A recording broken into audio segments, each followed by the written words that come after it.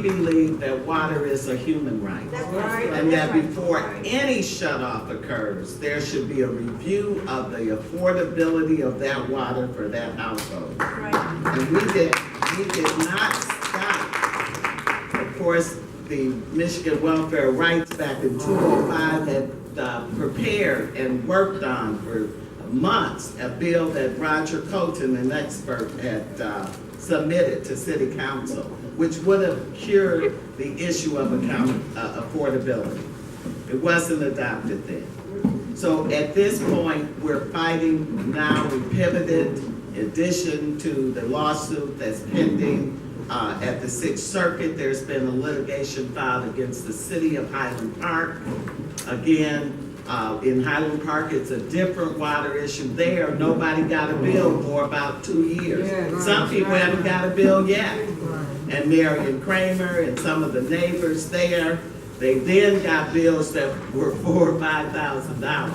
And most folks, we don't have $4,000 or $5,000 laying around.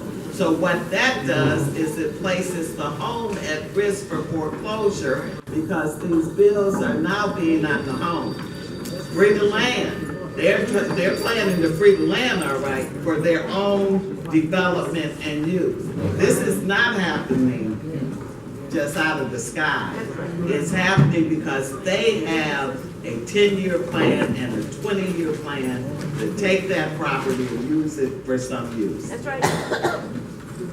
We pivoted into the legislative arena, and I brought here today a committee of the many lawyers from around the country who worked with us.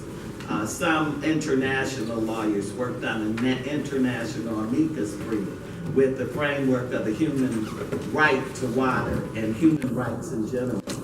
And those lawyers, a subcommittee, we worked on a Michigan Water as a Human Rights package. Representative Stephanie Chang introduced those bills back in November. They are presently sitting in committee and we need help to get them out of committee. Those bills address not only affordability, but shut-off protection, decriminalization. In fact, when we went to Lansing in June, we had many Flint residents with us at that time. The governor can't say he didn't know about this problem, because we went from there to the governor's office and tried to get in to talk to him. And they, at that time, had bottles of water which you couldn't even see through them because they were opaque with various toxins. We want transparency. As we speak here today, Mayor Duggan will not give us the numbers of folks that have their water shut off and to tell us who's in those homes. We've got to try to figure out this ourselves. And Monica and We the People has been involved in doing data collection and so forth. And I'm so happy we're going to hear from her this evening as well. So at this point, the transparency issue is key.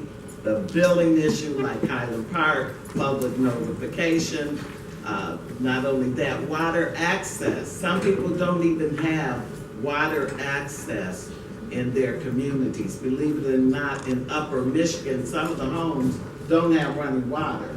And so they have to go maybe 2 or 3 miles in order to get the water. And 200 or 300 miles in order to get the water.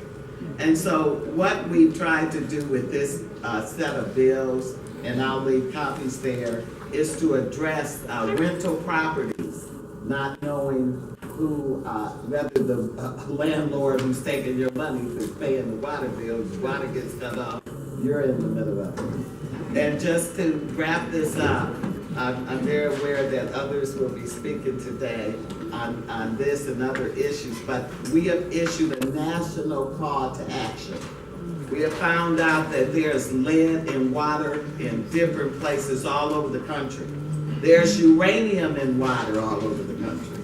There is a serious shut-off problem all over this country. And so we are coming together with the nation. Various citizens around the country are working We're calling this directly out of the work that started here in Detroit, the National Coalition for Legislation on Water Affordability. I will have some of those items over there as well. John Conyers has just introduced the bill, even as we speak today, on water affordability. And I think I sent it around to some of you. It's hot off the press. We haven't completely vetted it, but he's been our partner and has brought us together initially around the national work. So with that said, I 100% feel a sense that, Maureen, we're not gonna give up. We're just gonna keep on coming. That's all we do. All right. Monica, we're not gonna give up. Not in our vocabulary. Not at all. So, Pastor, we're not gonna give up. We're just gonna keep on, we're just gonna keep on going, and we're gonna get stronger and stronger That's right. until we fix some of these